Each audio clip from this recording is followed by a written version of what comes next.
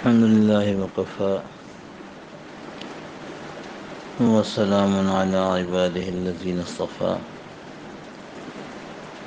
أما بعد أعوذ بالله من الشيطان الرجيم بسم الله الرحمن الرحيم وإلهكم إله واحد لا إله إلا هو الرحمن الرحيم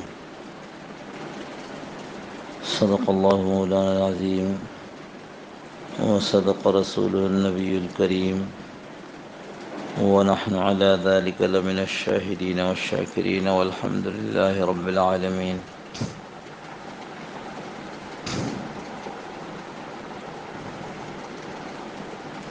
اللهم صل على سيدنا مولانا محمد النبي الأمي وعلى آله وسلم تسليما كثيرا كثيرا. اللهم رب الحل والحرام ورب البيت الحرام ورب الركن والمقام أبلغ لروح سيدنا مولانا محمد منا السلام.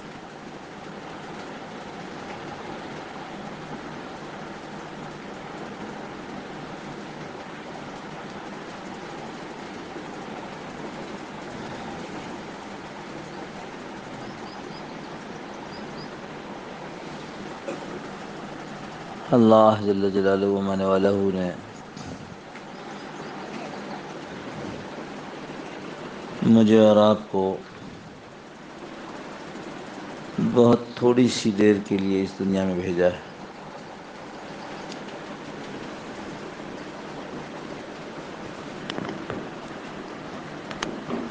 جو دنیا میں آیا ہے وہ جائے گا، واپس جائے گا. جو بھی دنیا میں آیا ہے وہ دنیا سے جانے کے لیے آیا ہے. جس کی 20 30 40 50 سال عمر ہو گئی، بڑھتے بڑھتے بڑھتے 100 بھی ہو گئی، تو کیا ہوا؟ وہ جن کو 309 سال سلایا تھا ان سے پوچھا کتنا سوئے؟ کیا کہا؟ لبثنا یوما او بعض یوم. اور یہی کیفیت کل قیامت کے سوال جواب کی ہوگی. کتنا رہے دنیا میں؟ ایک دن یا اس سے کچھ کم.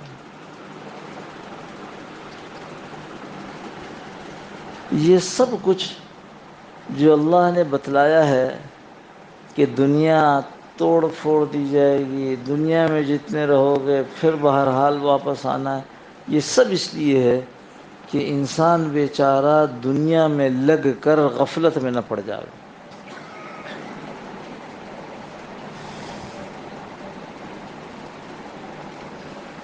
ہمارے ساتھ صاحب تھے سفر میں، بڑی عمر کے تھے، ہماری عمر اس وقت کم تھی. تو وہ کہا کرتے تھے کہ دیکھو بیٹا، دنیا کام کی جگہ ہے، یہ دنیا کام کی جگہ ہے. ہر آدمی کسی نہ کسی کام میں ہے. مزدور مزدوری میں، اور کھیتی کرنے والا کھیتی میں،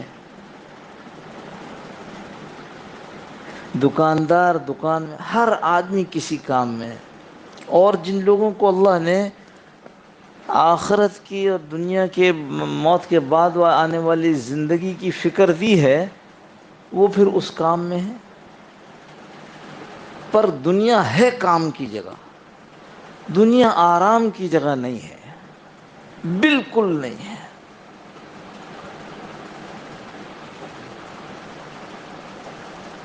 جب ہمارا دیندار طبقہ، دیکھو بھائی یہاں تو ہم سامنے رکھتے ہیں اپنے ساتھیوں کو کہ جو یہاں صرف اس لیے آتے ہیں کہ کچھ حاصل کر کے جائیں. ہم سڑک پر چلنے والوں سے تو بات نہیں کر رہے.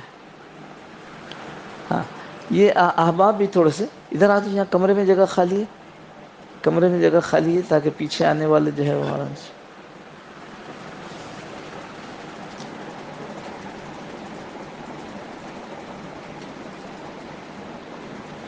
اللہم صلی علی سیدنا مولانا محمد۔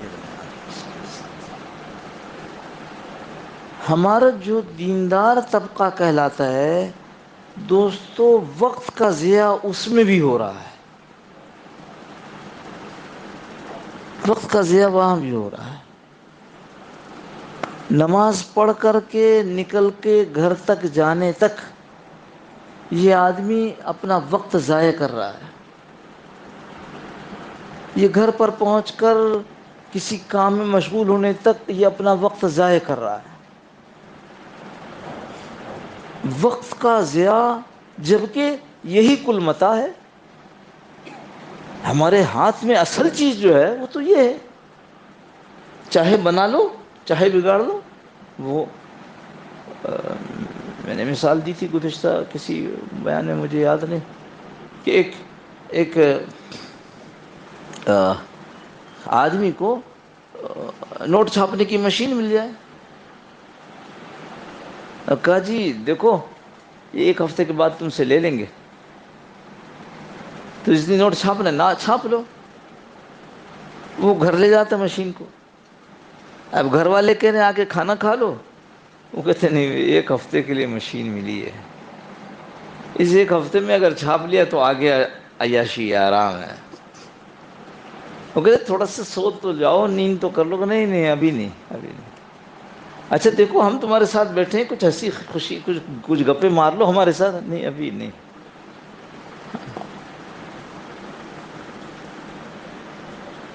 اور جو اگر کسی کو یہ کہہ دیا جائے کہ ہم نوٹ چھاپنے کی مشین دے رہے ہیں تمہیں، لے جاؤ گھر، لیکن کسی بھی وقت واپس لے لیں گے،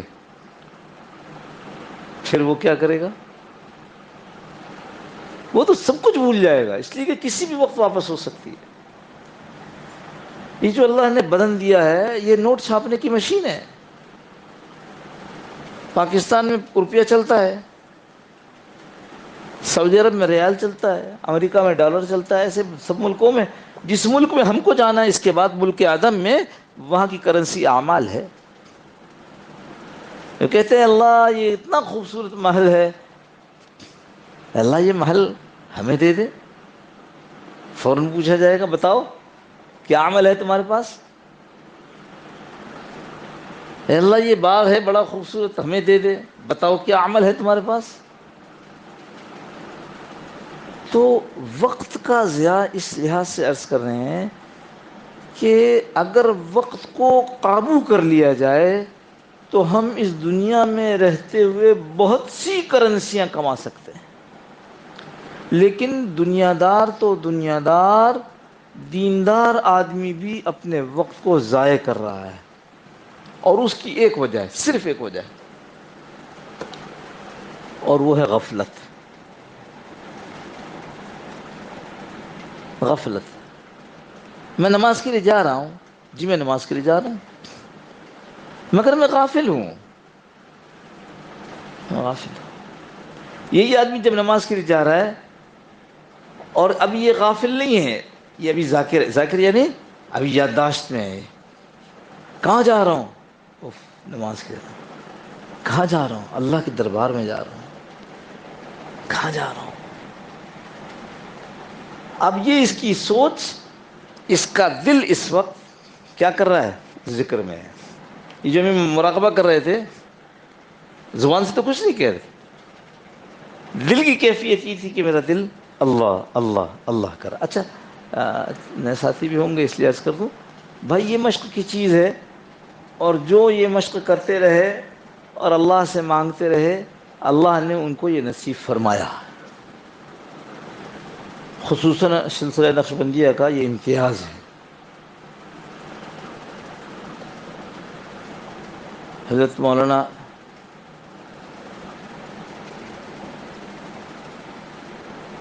کیا نام ان کا، مدینہ منورہ والے، مدینہ منورہ والے وہ بزرگ مولانا عبد الغفور مدنی رحمۃ اللہ علیہ، جزاک اللہ، آخر وقت تھا اور مدینہ منورہ میں ہی رہتے تھے، بڑے اللہ کے ولی تھے،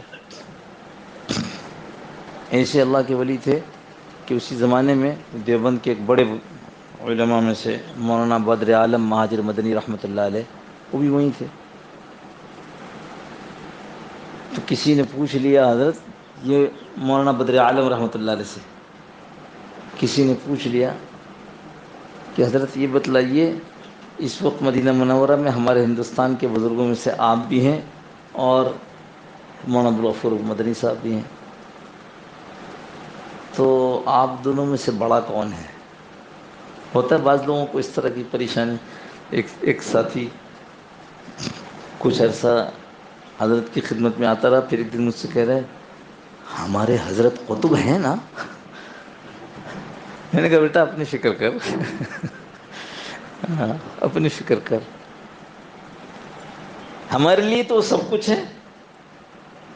اگر آپ نے شیخ کے ہاتھ پر بیعت کر لیا تو جو ہمیں سکھایا گیا وہ یہ کہ ساری دنیا کے علماء، بڑے علماء اولیاء سب بڑے ہیں، لیکن میرے لیے میرا شیخ انفع ہے۔ انفع سب سے زیادہ نفع دینے والا ہے۔ ہر آدمی کو اس طرح سوچنا تب اس کو نفع ہوگا۔ بلکہ ایک دفعہ حضرت نے کہا کسی کے کہ وہ فلاں صاحب آئے ہوئے ہیں تو آپ نہیں گئے۔ میں نے کہا حضرت مجھے تو ماں کا دودھ ہی سوٹ کرتا ہے۔ بے شک سب بڑے ہیں، لیکن جو نفع آپ کی چھوٹی سی بات سے ہو جاتا ہے۔ ایک بڑے بزرگ حضرت شیخ عبد القدوس گنگوہی رحمۃ اللہ علیہ گزرے، بہت بڑے بزرگ تھے، بڑا ان کی اب تفصیل میں جائیں گے تو ہم بہت دور چلے جائیں گے، میں تو یہیں سے واپس آنا ہے ابھی۔ سماع سمجھتے نا، یہ جو ابھی ہم سن رہے تھے حمد، تو نعت، حمد، حضور صلی اللہ علیہ وسلم کی مدح، یہ آپ صلی اللہ علیہ وسلم نے بھی کبھی کبھی سنی ہے۔ تو سماع کی علماء نے شرط لگائی ہے کہ پڑھنے والا بھی دیندار ہو اور سننے والا بھی دیندار ہو، بے دینوں کا مجمع نہیں ہے۔ لیکن بعد میں آنے والوں نے پھر سماع کو پتہ نہیں بناتے بناتے کیا کیا کر دیا، کیا ہو گیا۔ اب وہ ڈھول باجوں کے ساتھ قوالی ہوتی کہتے محفل سماع۔ تو شیخ عبد القدوس گنگوی رحمۃ اللہ علیہ اشعار سنا کرتے تھے ایسی، بغیر مزامیر، بغیر آلات کے۔ بچہ دین پڑھ کر آیا تو اس نے کہا ابا جی یہ جو سماع آپ سنتے ہیں نا کوئی اچھا نہیں ہے، آپ اس کے بغیر ہی بیان کر لیا کریں۔ میں نے کہا اچھا بیٹا ایسا ہے، ٹھیک ہے ٹھیک ہے۔ اب جناب کیا ہوا کہ 2-4 دن کے بعد حضرت شیخ عبد القدوس گنگوی رحمۃ اللہ علیہ کے بدن سے پھوڑے پھنسیاں، اوف، علاج ہو رہا ہے، کچھ علاج فرق نہیں پڑ رہا ہے، کیا ہو رہا ہے ابا جی یہ کیا ہو گیا؟ کہا بیٹا ایک گرمی تھی عشق کی جو نکل جاتی تھی، تو نے روک دیا۔ کہ نہیں اگر یہ ہے تو آپ کے لیے اس کی اجازت ہے۔ تو 1-2 دفعہ ایسا کیا، اپنے بیٹے کو بٹھایا بیان کے لیے، بیٹے نے بیان کر دیا، اگلی دفعہ پھر بٹھایا، پھر بیان کر دیا۔ مریدوں نے آ کے کہا کہ حضرت طبیعت نہیں لگ رہی، آپ بات کیا کریں۔ میں کہا میں کیا بات کروں؟ بیٹھ گئے ممبر پہ کہ میں کیا بات کروں؟ آج تو گھر والوں نے روٹی پکائی وہ بھی جل گئی، بس مرید لوٹ پوٹ ہونے لگے۔ جو بات عرض کرنا چاہتا ہوں کہ شیخ انفع ہے، اس لیے ادھر ادھر نہیں دیکھنا چاہیے۔ بات کہاں سے چلی تھی، کہاں نکل گئے بھائی، کچھ یاد ہے؟ مدینہ منورہ والے بزرگ کہا حضرت آپ یہ بتائیے، ہاں میں نے یہ بات کہی تھی کہ بعض لوگوں کو یہ ہوتا ہے کہ بھائی معلوم کریں۔ تو نے کہا حضرت آپ یہ بتائیے کہ آپ بڑے ہیں یا مولانا عبدالغفور مدنی؟ تو حضرت بدر عالم مہاجر مدنی رحمۃ اللہ نے فرمایا کہ بھائی بڑے تو وہی ہیں۔ تو وہ کہنے لگا کیسے؟ کہا ہم لوگ تو رسول اللہ صلی اللہ علیہ وسلم کے روضے پر پہنچتے ہیں اور پھر کھڑے ہو کر الصلاۃ والسلام علیک یا رسول اللہ اتنے درود پڑھ رہے ہوتے ہیں، اور حدیث میں آتا ہے کہ اللہ کے رسول صلی اللہ علیہ وسلم اس کا جواب دیتے ہیں۔ مولانا عبد الغفور مدنی رحمۃ اللہ علیہ جہاں بیمار ہیں مدینہ منورہ میں اپنے گھر میں، وہیں پڑے ہوتے ہیں، وہیں سے کہتے ہیں الصلاۃ والسلام علیک یا رسول اللہ، یہ سلام لے جاؤ، یہ سلام میرا لے جاؤ، تو اللہ کے رسول صلی اللہ علیہ وسلم کا جواب ان کو پہنچایا جاتا ہے وہاں۔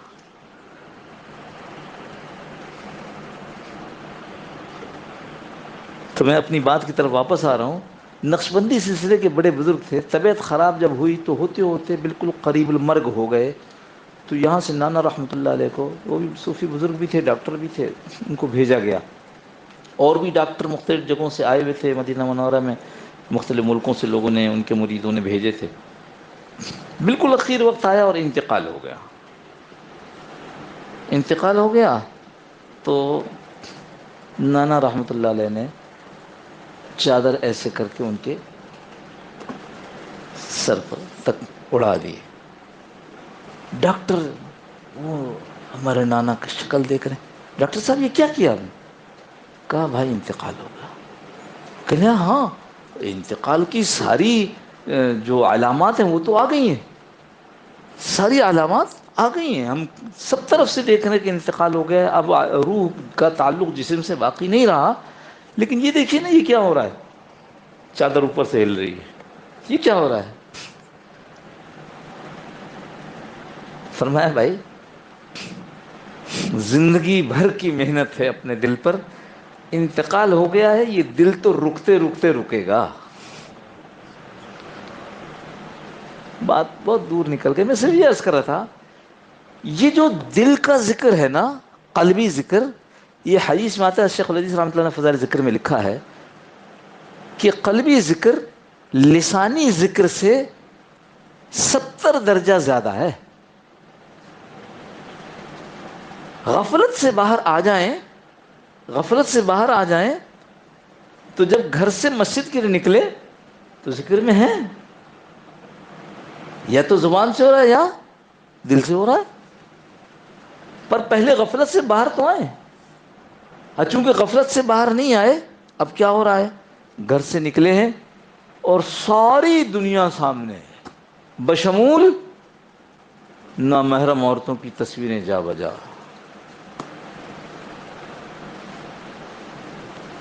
گھر سے مسجد سے نکلے ہیں اللہ کی بڑی بڑی عظیم شان عبادت کر کے، اور مسجد سے نکلنے کے ساتھ ہی جو صف میں ساتھ تھا، پہلی صف کا نمازی، وہ بھی ساتھ ہو گیا، اور دونوں چلے کہ بھائی گھر تو ہمارے پڑوس پڑوس میں ہیں، باتیں کرتے ہوئے جائیں گے، اور بات شروع ہو گئی، آج تو عمران خان نے یوں کر دیا، ارے دوسرے نے کہا رہے اس نے تو بیڑا غرق کر دیا۔ ابھی اللہ کے حضور سر جھکا کر آئے، اور ابھی سارا تأثر وہ جو اللہ کے ذکر سے اللہ کے سامنے کھڑے ہو کے دل کو متاثر کیا تھا، وہ سب ختم ہو گیا۔ کیا ہو گیا؟ دنیا دنیا دنیا سے ہوتا ہے، مخلوق سے ہوتا ہے، اور یہ سب کچھ جان بوجھ کر نہیں ہو رہا، یہ سب کچھ اس وجہ سے ہو رہا ہے کہ غفلت میں ہے۔ اللہ ہمیں غفلت کی زندگی سے باہر نکال دے۔ یہ جو وقت ضائع ہو رہا ہے یہ غفلت کی وجہ سے ضائع ہو رہا ہے۔ جب آدمی جو معمولات بتائے جائیں، ان معمولات کو، معمولات ہر شیخ بتاتا ہے، ہمارے ہاں بھی، جیسے ابھی ہم نے 100 مرتبہ اللہ اللہ اللہ کا ذاتی نام، وَاذْكُرِ اسْمَ رَبِّكَ، اپنے رب کا نام لیجئے۔ تو میرے رب کا نام کیا ہے؟ اللہ ہے، تو اس لیے اپنے رب کا نام لیا۔ لا الہ الا اللہ، ہاں ایمان کی تجدید کرو، کیسے ہوتی بھائی؟ لا الہ الا اللہ بولو، 100 مرتبہ کلمہ، 100 مرتبہ استغفار، جو سا استغفار آپ کو، یعنی جس میں کیفیت بنتی ہو۔ حضرت ملیح صاحب رحمۃ اللہ علیہ، لا استغفر اللہ الذی لا الہ الا هو الحی القیوم واتوب الیہ، یہ استغفار کیا کرتے۔ بہت سارے استغفار کے سیکھے ہمارے حضرت رحمۃ اللہ فرماتے تھے کہ پیارے نے، بلکہ وہ فرماتے سب سے پیارے نے سب سے پیارے کو سب سے پیارا ذکر دیا، کہ وہ کیا کہا؟ رب اغفر ورحم وانت خیر الراحمین. جو یہ پڑھا کرے گا اولین دخول جنت ہے اس کے لیے. اولین سمجھ رہے ہو نا؟ یعنی جہنم میں جا کر کے نہیں آئے گا، اولین دخول جنت ہے. رب اغفر ورحم وانت جو پسند ہو. رب اغفر لی، رب اغفر لی، رب اغفر لی، 3 دفعہ کہا. کیا؟ میرے رب معاف فرما. جب بندہ 3 مرتبہ کہتا ہے رب اغفر لی، رب اغفر لی، رب اغفر لی، اللہ کہتے ہیں میں نے اس کو معاف کیا اور مجھے کسی کی پرواہ نہیں ہے. کیا کوئی کہہ دے کہ اللہ یہ تو بڑا گناہ گار تھا، 3 ہی دفعہ تو کہا ہے. اللہ اس نے 2 دن پہلے بھی 3 دفعہ کہا تھا، آپ سے مغفرت کروائی تھی، آپ نے پھر معاف کر دیا. کہا مجھے کسی کی پرواہ نہیں ہے. اللہ اکبر. معمولات میں ہمارے یہ بھی ہے اس طرح درود شریف. حضور صلی اللہ تعالی علیہ وسلم پر درود بھیجا جائے. اگر آپ معمولات کی کتاب اٹھائیں گے تو اس میں، آج میرے جیب میں اتفاق سے پڑھ رہا تھا، تو اس میں جو جملہ استعمال ہوا ہے وہ دیکھیے. درود شریف رحمت للعالمین، حضرت محمد مصطفیٰ صلی اللہ علیہ وسلم کے ہم پر جو احسانات ہیں ان کو سوچ کر اور ایک امتی کو اپنے نبی سے جو محبت ہونا چاہیے اس جذبے کے ساتھ درود شریف بھیجا جائے. یہ تحفہ ہے، حضور صلی اللہ علیہ وسلم کی خدمت میں تحفہ ہے. ایک دفعہ حضرت مولانا سید خان صاحب نے فرمایا کہ جب کئی پریشانی آ جائے اور حل نہ ہوتی ہو تو درود شریف کی کثرت کرو، خوب درود شریف پڑھو، اللہ تمہارے مسئلے کو حل کر دے گا. اور پھر شیخ الحدیث تھے، خود سمجھایا کہ یہ کیوں ہوتا ہے. کہا جب تم کسی بڑے کے گھر جاتے ہو اور کوئی ہدیہ لے کر جاتے ہو، کسی امیر سے مراد بڑے آدمی کے گھر گئے تو کچھ ہدیہ لے کر گئے، تو وہ امیر تمہارے ہدیے کے بدلے میں کچھ ہدیہ ضرور دے گا تمہیں.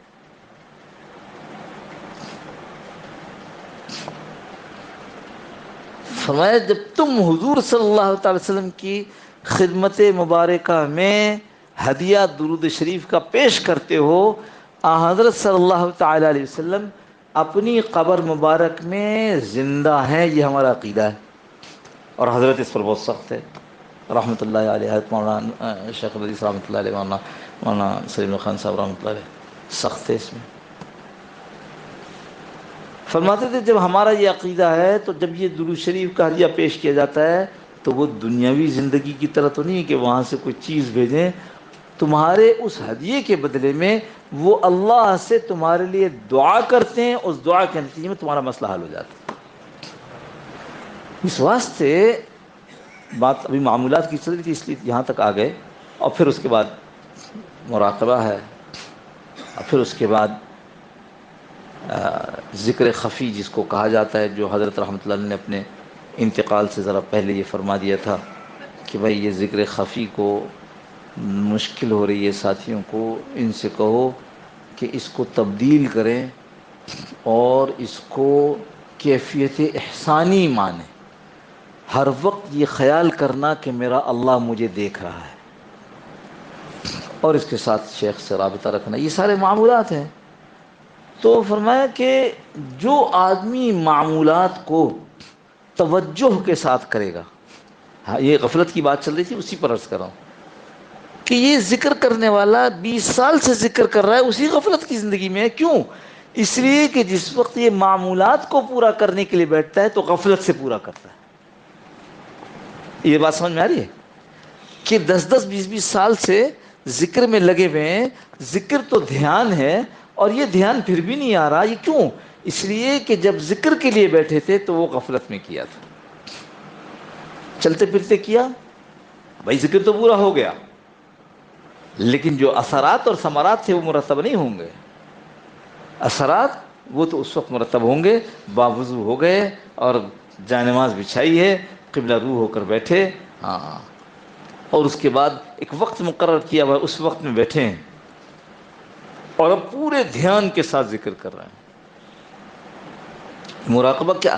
حضرت شیخ الحدیث رحمۃ اللہ علیہ سے عرب نے ایک سوال کر لیا کہ میں دیکھتا ہوں جب آپ حرم میں آتے ہیں تو آپ آ کر بیٹھ کر آنکھیں بند کر لیتے ہیں، یہ کیا کرتے ہیں؟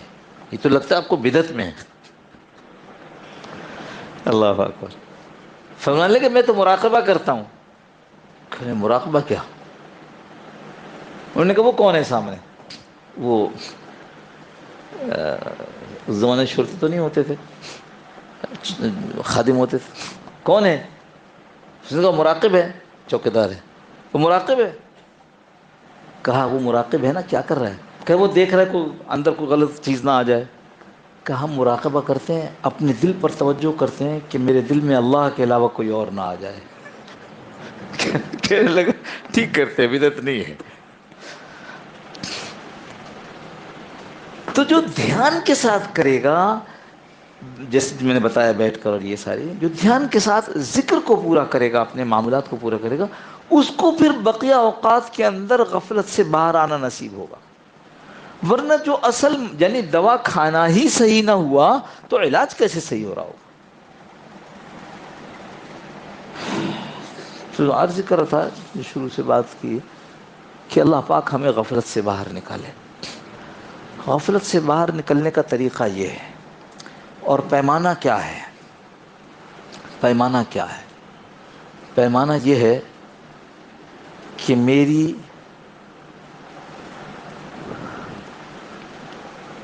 جلوت کی زندگی اور خلوت کی زندگی ایک ہو جائے۔ بہت سخت بات ہے۔ جلوت یعنی میری ظاہری زندگی جو میں لوگوں کے درمیان گزارتا ہوں، اور میری وہ زندگی جو میں خلوت میں، اکیلے میں، تنہائی میں گزارتا ہوں۔ اگر وہ ایک ہو گئی تو یہ پیمانہ ہے کہ میں غفلت سے باہر آیا ہوں، اور جتنا فرق ہے دونوں میں اتنا غافل ہوں، اتنا غافل ہوں۔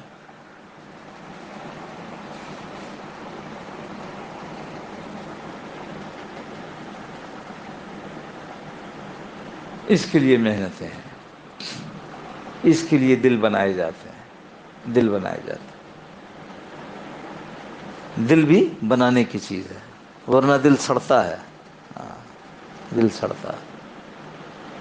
وہ کہتے ہیں نا صبح صبح نکلے، یوں تیل لگایا سر میں، یوں کنگھی کی داڑھی میں عطر لگایا، پرفیوم، جانے کیا کیا، دیکھنا بیگم کپڑے تو صحیح ہیں، ہاں، اور اگر کپڑے اگر صحیح نہیں ہیں تو بیگم پر گرم، ہاں جی، اچھے والے کپڑے کیوں نہیں دھوئے؟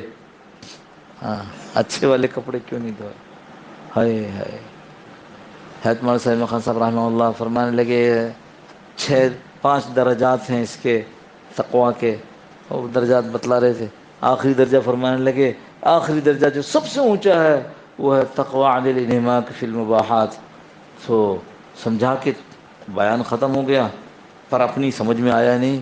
تقویٰ مولانا تقویٰ عن الانہماک فی المباحات، جو چیزیں جائز ہیں اس میں بھی انہماک نہ ہو جائے، لگے ہوئے ہیں۔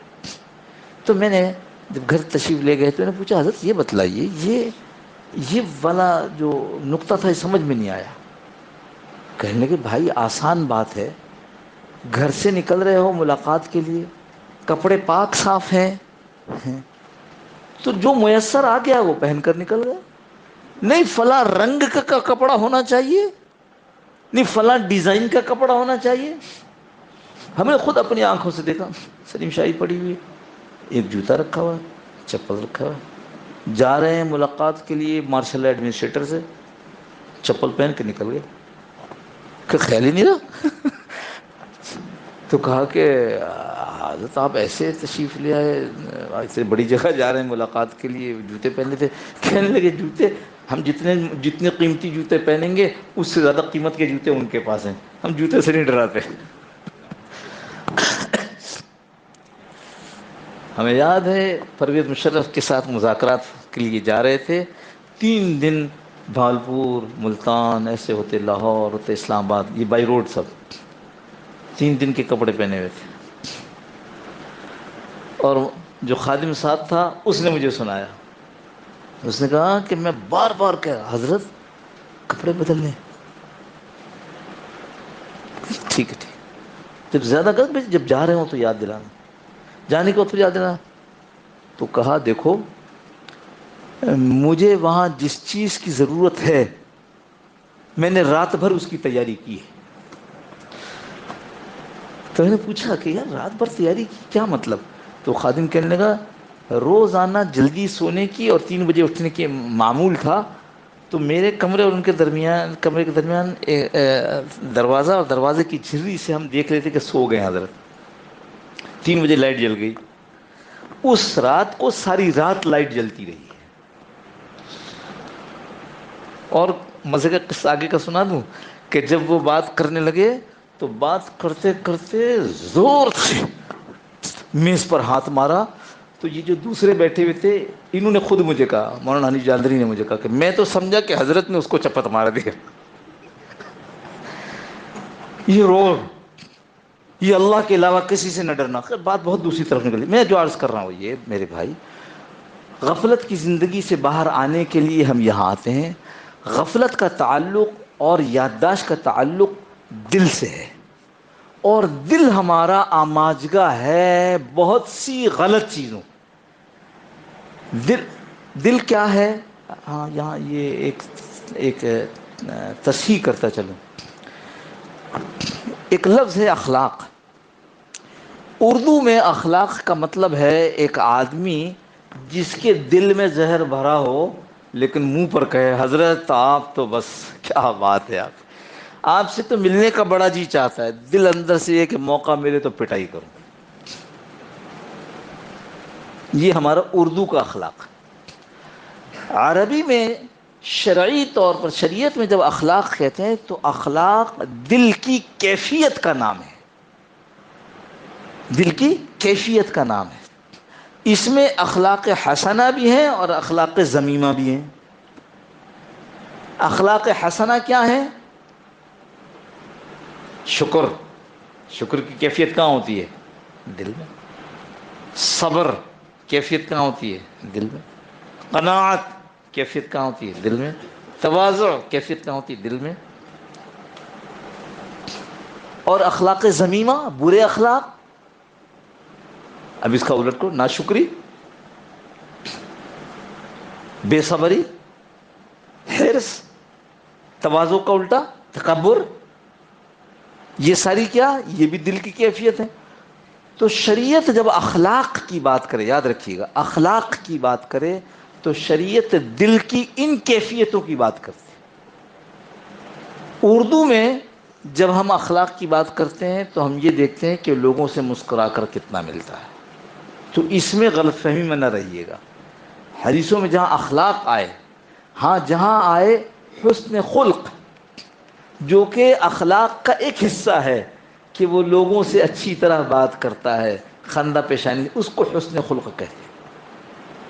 تو اب دوبارہ واپس آ جائیے اپنی بات کر کے, دل کو بنانے کی جب بات ہو رہی ہے تو دل کی ان کیفیت کو صاف کرنا جو بری ہیں, اور دل کی ان کیفیت کو لانا جو اچھی ہے. پہلی چیز وہ برائیاں ہیں جن برائیوں کا اثر باہر ظاہر ہوتا ہے. ہم یہ سمجھتے ہیں, مثال کے طور پر ایک چور چوری کرتا ہے, ہم کہتے ہیں یہ چوری کرتا ہے, کہتے ہیں یار دل بنا ہوا نہیں, دل بنا ہوا نہیں, یہ تو چوری کرتا ہے. جی دیکھو یہ آدمی جو ہے نا یہ بد نظری کرتا ہے, اس کو بہت بد نظری نہیں کرنی چاہیے. کہ دل بنا ہوا نہیں ہے, دل بنا ہوا نہیں تو آنکھیں اس کی جتنے گناہ ظاہر میں نظر آتے ہیں, جتنے گناہ آدمی ظاہر میں اپنے ہاتھوں سے کرتا ہے, اپنی آنکھوں سے کرتا ہے, اپنے پاؤں سے کرتا ہے, اپنی زبان سے کرتا ہے, ہر گناہ کا بیج اس کے دل میں ہے. چوری اور ڈاکہ کون ڈال رہا ہے؟ اس کے دل میں, اس کے دل میں حرص کا بیج ہے, لالچ کا بیج ہے. وہ حرص اس کو نچلا بیٹھنے نہیں دیتا, وہ حرص اس کو یہ آمادہ کرتا ہے کہ فلاں چیز نظر آ رہی ہے, کوئی دیکھ نہیں رہا, اٹھا لے. اور جو حرص نکل گیا اور اس کی جگہ قناعت آ گئی تو ڈھیروں سونا پڑا ہوگا کہ میں سونے کا کیا کروں گا، میں سونے کا کیا کروں گا، کوئی نہیں ہے لے جا سکتا ہے تو گھر، تجھ سے کوئی پوچھے گا بھی نہیں، لیکن کہ میں کروں گا کیا اس کا۔ جتنے برائیاں، یہ بد نظری، اس کا بیج دل کے اندر ہے، شہوت، شہوت پل رہی ہے، اور کہتے ہیں کوشش کرتا ہوں کہ بد نظری نہ ہو، مگر ہو جاتی ہے، اس لیے ہوتی ہے کہ بیج تو پڑا ہوا ہے، اس بیج سے درخت نکل رہے ہیں، پودے پھوٹ رہے ہیں۔ اور کیسا پودا پھوٹ رہا ہے؟ ایسا پودا پھوٹ رہا ہے، صبح سے شام تک نماز بھی پڑھی، ذکر بھی کیا، قرآن کی تلاوت بھی کی، دینی کتابیں بھی پڑھی، گشت بھی کیے، سارے معمولات کر لیے، رات کو سونے سے پہلے پھر واٹس ایپ اٹھا کے 1 گھنٹہ بد نظری کی، اور سب کچھ ختم۔ میری بات یاد رکھ، بد نظری کا سے مراد سب سے کم درجے کی یہ ہے کہ نامحرم کی تصویر دیکھی، سب سے کم درجہ، باقی پھسلا تو پتہ نہیں کہاں جا کر یہ بتا دیتا ہوں، خود قرآن کہہ رہا ہے، کیا ہے؟ قل للمؤمنین یغضوا من ابصارہم، آگے کیا ہے؟ ویحفظوا، یہ ابتدا ہے وہ انتہا ہے، خدا کا کلام ہے، سبحان اللہ، یہ ابتدا ہے۔ اپنی باز نظروں کو نیچی رکھیے، نہیں رکھیں گے تو کہاں انتہا کیا ہے اس کی؟ پھر شرمگاہ کی حفاظت نہیں ہے، اور یہ عورتوں کے لیے حکم ہے، نگاہ کی حفاظت کریں، اگر نگاہ کی حفاظت نہیں ہوگی تو اس کی انتہا، ہاں، پھر عصمت اور عفت اور عزت کی حفاظت نہیں ہے۔ ایک بڑے عالم، بڑی بڑی ان کی تقریر کی دھوم ہے دنیا میں، فرمانے لگے اپنے گاڑی پر بیٹھا، کسی کی گاڑی پر بیٹھا تھا، ڈرائیونگ سیٹ والا اٹھ کر کچھ لینے کے لیے گیا، میں برابر والی سیٹ پہ بیٹھا ہوا تھا، ادھر سائیڈ کا گلاس جو ہوتا ہے، جو شیشہ لگا ہوتا ہے دائیں بائیں طرف، اس میں بے اختیار میری نظر اس کے اوپر تھی، اتنے میں نے دیکھا کہ پیچھے سے کوئی خاتون آ رہی ہیں، خاتون نظر نہیں آئیں، ان کے پاؤں میں کچھ خاص قسم کے جوتے تھے، کہنے لگا، اس میں الجھ گیا کہ یہ کیسے جوتے ہیں، یہ کیسے جوتے ہیں، یہ دیکھتا رہا یہاں تک کہ وہ خاتون چلی گئیں، میں نے 300 حدیث تازہ یاد کی تھی، 300 بھول گیا۔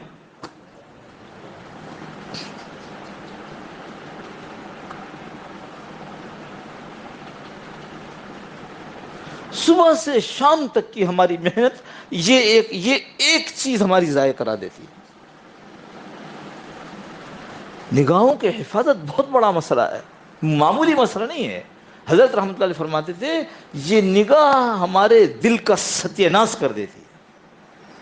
میں پڑھا تھا آئی کیپ میں، میری شام کو کلاسز ہوتی ہیں، تو حضرت نے بلا کے کہا بھائی آپ نے پڑھانا ابھی چھوڑا نہیں؟ میں نے کہا حضرت اچھے خاصے پیسے ملتے ہیں، گھنٹوں کے پیسے ملتے ہیں، چارٹرڈ اکاؤنٹنٹس پیسے تھوڑے خوب دیتے ہیں، وہ پیسے بہت ملتے ہیں، تو کہنے نہیں چھوڑ دیں آپ۔ پھر کچھ دنوں کے بعد بلا کے پوچھا، میں نے کہا حضرت سیمسٹر ختم نہیں ہوا ہے۔ اگلی دفعہ جب میں نے اگلے سیمسٹر پہ کہا اس کو کہ بھائی میں تو اس سال نہیں پڑھاؤں گا اس سیمسٹر میں، کہ نہیں یہ بڑا مشکل ہو جائے گا، آپ سے لڑکے بہت خوش ہیں، اور یہ حضرت نے مجھے چھوڑ دیا۔ میں نے کہا حضرت وہ آدمی بات ہی نہیں مان رہا ہے، جس کے یہاں پڑھاتا ہوں وہ کالج والے وہ مانتے ہی نہیں ہیں۔ تو حضرت نے فرمایا یاد رکھو، یہ جملہ خصوصاً ہمارے جو علماء احباب، یاد رکھو ہمارے سلسلے کا فیض کسی ایسے شخص کے ذریعے آگے نہیں بڑھے گا جس کی نگاہوں کی حفاظت نہیں ہوتی۔ حضرت مولانا عبد المالک صدیقی صاحب رحمۃ اللہ علیہ جو ہمارے حضرت شیخ کے شیخ اول تھے، ان کے ملفوظات پڑھا، بھائی نگاہوں کی حفاظت کرو، نگاہوں کی۔ تو خیر وہ بات یہ کہ وہ تو ہم نے تو چھوڑ دیا پڑھانا، کہ بھائی ان کو کہہ دیا کوئی ایسی کلاس ہم نہیں پڑھائیں گے جس میں خواتین ہوں۔ اچھا وہاں سے دلائل آ رہے ہیں، علم ہے علم، عبادت ہے، میں نے کہا اپنے دلائل اپنے پاس رکھو۔ خیر تو عرض یہ کر رہا تھا کہ یہ جتنی چیزیں باہر ہو رہی ہیں اور جن کو ہم کنٹرول کرنے کی کوشش کرتے ہیں اور نہیں ہو پاتی، وجہ یہ کہ اس کا بیج دل میں پڑا ہوا ہے، اس بیج کو نکالنا ہے، نکال کر باہر پھینکنا ہے، اس کے لیے خانقاہیں ہیں۔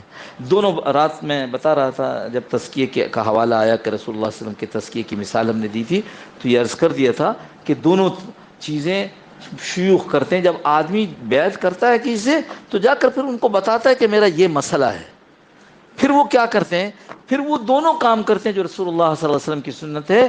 ایک یہ کہ اس کے لیے دعا کرنا، اس کو طریقے بتانا، اس کو ذکر بتانا، اس لائن کے اس کی ترکیب بتانا، اور ساتھ ساتھ اس کو سمجھانا۔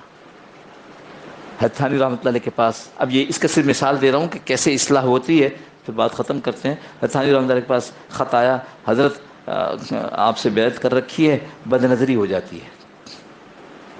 فرمایا ایسا کیا کرو کہ ہر بد نظری پہ یہ طے کر لو کہ 5 روپیہ صدقہ کروں گا۔ اس زمانے میں بڑی بات تھی، یا 5 نہیں ہوگا، کم ہوگا، لیکن کچھ صدقہ کرنے کی بات تھی۔ اس زمانے کے لحاظ سے تھوڑی رقم ہے، اس زمانے کے لحاظ سے بڑی رقم ہے۔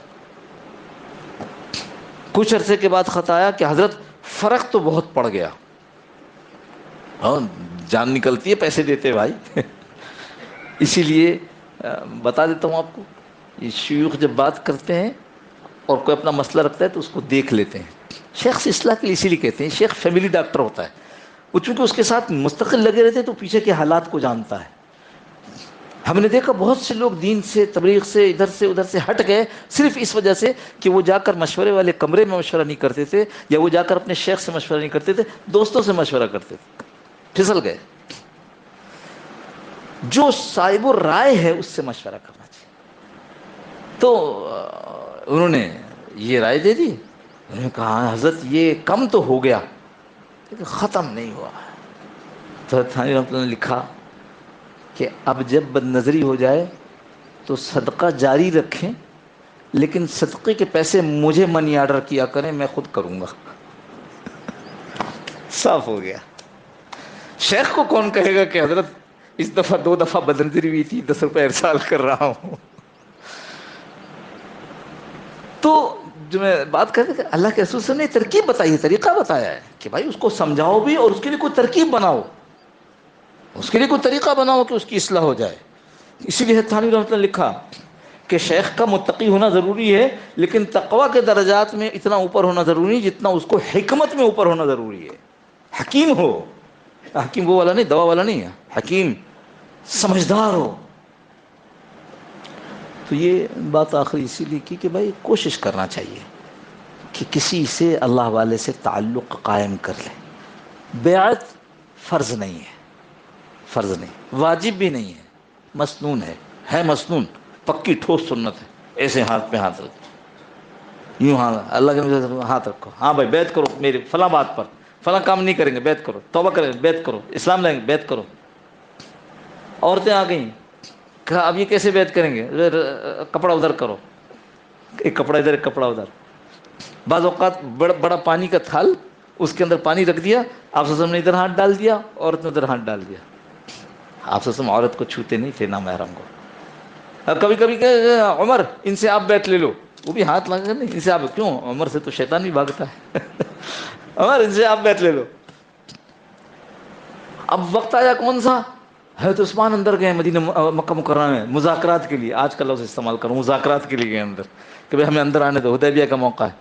دیر ہو گئی، او تو شہید ہو گئے، شہید ہو گئے، اللہ کے رسول شہید ہو گئے، تو چلو اب ہم ان کی شہادت کا بدلہ لیں گے، بیعت کرو کون کرتا ہے میرے سے کہ عثمان کی شہادت کا بدلہ لیا جائے گا۔ اور لوگ جوق در جوق، یہ بھی ہو گیا، یہ بھی ہو گیا، کپڑے بھی آگے پھیلے، رسیاں بھی آگے پھیلی، سارے مجمع نے بیعت شروع کرنے کا وقت جب آ گیا، اللہ کے رسول صلی اللہ علیہ وسلم نے فرمایا اگر اس وقت عثمان بھی یہاں ہوتے، ارے عثمان کی شہادت پر تو بیعت ہو رہی ہے، لیکن یقین اگر عثمان بھی اس وقت یہاں ہوتے تو وہ بھی مجھ سے اس پر بیعت کرتے، لہذا میرا یہ والا ہاتھ عثمان کی طرف سے۔ یہ ہے بیعت سنت جو میں ٹھوس کہہ رہا ہوں نا۔ لوگ بعض اوقات کہتے ہیں کیا ہے، نہیں سنت، فرض واجب نہیں ہے۔ الحمدللہ ہم علماء حق سے تعلق رکھتے ہیں، اس لیے ہم لوگوں کے ہاں اپ ڈاؤن نہیں ہے، جو شریعت نے جس کو جتنا درجہ دیا ہے یہ سنت ہے، پر ٹھوس سنت۔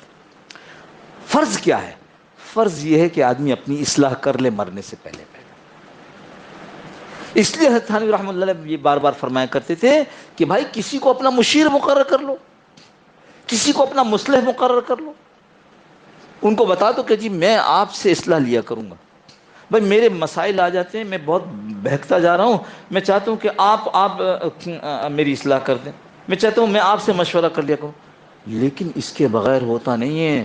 کہا یہ ضروری ہے کہ کوئی ہو تب ہوگا۔ حضرت نے فرمایا تلوار کاٹتی ہے مگر اس وقت جب کسی کے ہاتھ میں ہو، اس لیے کسی کے حوالے کرتا ہے آدمی اپنے آپ، اور پھر وہ حوالے کیا وہ آدمی اصلاح کرتا رہتا۔ تو اس واسطے سب آپ حضرات سے درخواست، بھائی بیعت ضروری نہیں لیکن اصلاح ضروری ہے، یاد رکھو۔ اب ایک آخری بات، پھر آخری کہہ کے بہت ہو گیا، بلکہ یہ آخری ایک مرض جو ہم میں ہو ہی جاتا ہے۔ حضرت تھانوی رحمۃ اللہ علیہ سے کسی نے کہا کہ حضرت فلاں آدمی بڑا نیک ہے، بہت اچھا ہے۔ فرمایا ہاں بہت اچھا ہے، بس ایک عیب ہے، ایک کمی ہے۔ یہ ساتھی تھا، یہ حیران ہو گیا، ہم نے تو کبھی کوئی کمی نہیں دیکھی۔ کہ حضرت وہ کون سی کمی ہے، ہم نے تو کبھی نہیں دیکھی۔ فرمایا کہ اچھا اور نیک تو یہ ہے کہ واقعی وہ نیک کام کرتا ہے، گناہوں سے بچتا ہے، لیکن عیب اور کمی یہ ہے کہ وہ اپنے آپ کو نیک سمجھتا بھی ہے۔ یہ ہے آخری بات۔ نیک بننا فرض ہے پر اپنے آپ کو نیک سمجھنا منع ہے، حرام ہے۔ ہم کہاں کے نیک آ گئے، ہم کہاں کے نیک آ گئے؟ ہماری نمازیں ایسی ہیں جو پیش کی جا سکیں، ہمارے روزے ایسے ہیں جو پیش کی جا سکیں، ہمارا دل ایسا ہے جو اللہ کو دکھا سکیں۔ تو بھائی اس واسطے عرض کرتے ہیں کہ اپنے آپ کو کسی کے حوالے کرو تاکہ اللہ پاک ہماری آپ کی سب کی حفاظت فرما دے۔ اللہم صلی علی سیدنا مولانا محمد النبی الأمی وعلی آلہ وسلم تسلیما کثیرا کثیرا۔ اللہم ربنا ظلمنا انفسنا وإن لم تغفر لنا وترحمنا لنكونن من الخاسرين۔ اللهم ربنا لا تزغ قلوبنا بعد إذ هديتنا وهب لنا من لدنك رحمة إنك أنت الوهاب۔ اللهم ربنا آتنا في الدنيا حسنة وفي الآخرة حسنة وقنا عذاب النار۔ ہمارے رئیس بھائی جو ہمارے اسپیکر کا انتظام کرتے ہیں، طبیعت خراب ہے، ہسپتال میں ایڈمٹ، دعا فرمائیے اللہ پاک ان کو بھی شفاء کامل عاجل مستمر نصیب فرما دے، اور سارے مریض جتنے لوگ کسی بیماری میں ہیں، اے اللہ ہم سب روحانی جسمانی بیمار ہیں، اللہ ہم سب کو روحانی جسمانی طور پر شفاء کامل عاجل مستمر نصیب فرما دے۔ جتنے مرحومین اس دنیا سے رخصت ہو چکے ہیں اے اللہ سب کی کامل مغفرت فرما دے۔ اے اللہ ہمارے والدین کی بھی کامل مغفرت فرما دے۔ اے اللہ ہمارے اساتذہ مشائخ کی بھی کامل مغفرت فرما دے۔ اے اللہ ہم ہمارے دین کے کچھ دشمن ہیں، اے اللہ ہماری دنیا کے کچھ دشمن ہیں، اے اللہ ہم ان دشمنوں سے ہٹ کر بچ کر اے اللہ تیری پناہ میں آتے ہیں، اللہ ہمیں اپنی پناہ میں لے لے۔ اے اللہ ہمارے دین کے دشمنوں سے اور ہماری دنیا کے دشمنوں سے ہماری حفاظت فرما دے۔ اے اللہ غیب سے ہم سب کی تربیت فرما دے۔ اے اللہ اپنے فضل سے وہ صفات نصیب فرما، اے اللہ جن صفات کو تو پسند فرماتا ہے۔ اے اللہ ہم سب کو اے اللہ نسبت خاصہ نصیب فرما دے، اولیاء خاص اے اللہ ولایت خاصہ کا تاج ہمارے سروں پر رکھ دے۔ اے اللہ ہم سب میں جو یہاں موجود ہیں، اے اللہ جو ہمارے جاننے والے رشتہ دار گھر والے ہمارے تعلق والے ہیں، اے اللہ سب کو اپنا خاص ولی بنا کر دنیا سے رخصت فرما۔ اے اللہ تیرے خزانے میں کوئی کمی نہیں، کوئی کمی نہیں، اے اللہ تیری فیکٹری نہیں ہے، اللہ تیرے تو ارادے کا نام موجود ہے، اللہ تو ہم سب کے لیے اس کا ارادہ فرما لے۔ اے اللہ مرتے وقت کلمہ نصیب فرما۔ اے اللہ اپنے فضل سے اللہ وہ سب کچھ عطا فرما جو مانگا۔ اے اللہ جو مانگنا چاہیے تھا اپنی کمزوری سے کم فہمی سے کسی وجہ سے نہ مانگ سکے اور ہماری ضرورت ہے یا ہمارے فائدے کی ہے، اے اللہ بن مانگے نصیب فرما دے۔ اے اللہ حضرت رسول کریم صلی اللہ تعالی علیہ وسلم کی برکت اور طفیل اے اللہ ہماری ساری دعائیں قبول فرما۔ اللهم ربنا تقبل منا إنك أنت السميع العليم وتب علينا يا مولانا إنك أنت التواب الرحيم، وصلى الله تعالى على خير خلقه محمد وعلى آله وصحبه أجمعين برحمتك يا أرحم الراحمين۔ جزاكم الله خير، السلام عليكم ورحمة الله وبركاته۔